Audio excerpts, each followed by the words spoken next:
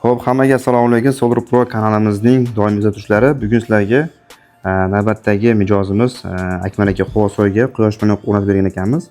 Ushbu panellarimizni aynan bugun sanada necha kilovat tok beryapti, qanaqa holatda ishlayapti, ya'ni update bo'limimiz qanaqa kuzatib boryapti, shu bo'yicha va bugungi kunda necha pul ishladi, necha kilovat elektr energiya ishlab chiqaryapti va havo haroratlarigacha hozirgi holatda pulli masofadan kuzatib borishadi aynan kompaniyamiz xodimlari.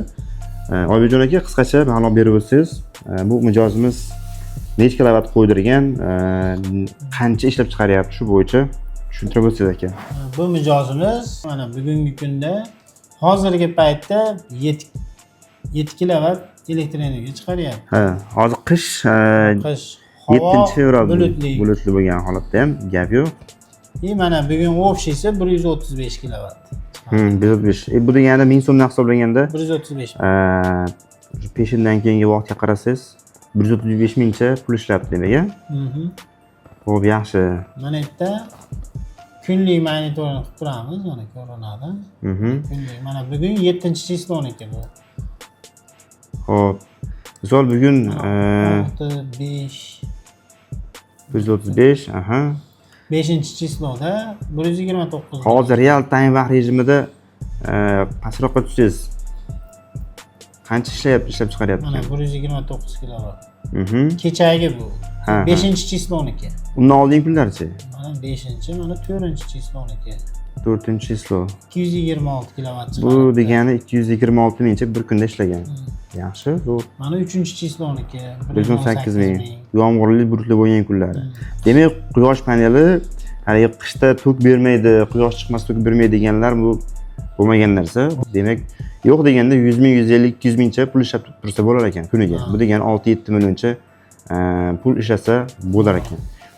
Demak, yoz O'zbekiston bilamizki 365 kun bo'lsa 300 kuni quyoshli, qolgan kunlari endi bulutli, yomg'irli, qorli kunlarda ham har holda natija beryapti. Shunaqami Oybekjon aka? Ha, shunaqa 154. Endi qish paytida shunchalik chiqarganda. Aha, tushunarli. Xo'p, pastroqqa tushuncha yana nimalar bor endi bu ilovamizda? Grafigi mana. Bu yaqinroq ko'rsataylikda.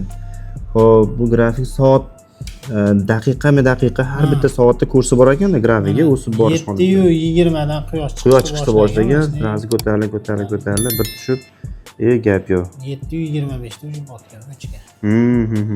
Nima kechqurun dam oladi, bu yerda yana boshlayveradi. Sekin ishishi bu, to'g'rimi?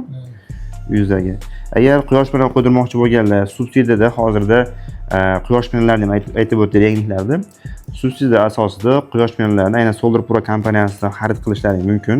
Uстановка yetkazib berishi va 1 yil servis xizmati quyosh panellariga kafolatlari bilan invertorga kafolatlarni qo'ydirib berishar ekan. Batafsil ma'lumot olish pastda raqamlar qoldiramiz. Batafsil ma'lumotlar olib aloqa qilsangiz bo'ladi. Albatta hozirgi holatda Farg'ona, Namangan, Andijon bo'yicha maxsus aksiya asosida qo'yib berishyapti. Ulgurib qolinglar. Eng qizig'i fevral-mart oylaridan quyosh panellarini oshishi aka kuzatilar ekan.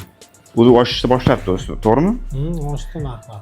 Chunki asosiy sabablari Xitoyda rasam mo'shkasi, undan tashqari ishlab chiqarishda ham soliqlar ko'tarilgani uchun quyosh panellari narxlari ham oshishi kuzatilyapti ekan. Eshitishimga qaraganda shuncha vaqtroq ulgurib qolinglar.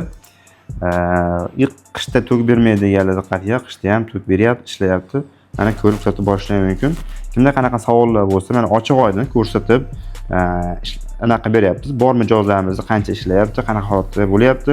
Muammolar bo'lsa, shu yerdan biz monitoring bo'limimiz qanaqa savollaring bo'lsa, muammolar bo'lsa, masofadan kelib chiqqan holatda yechib berishadi. Savollarimiz bo'lsa, batafsil ma'lumotlar berib borishadi.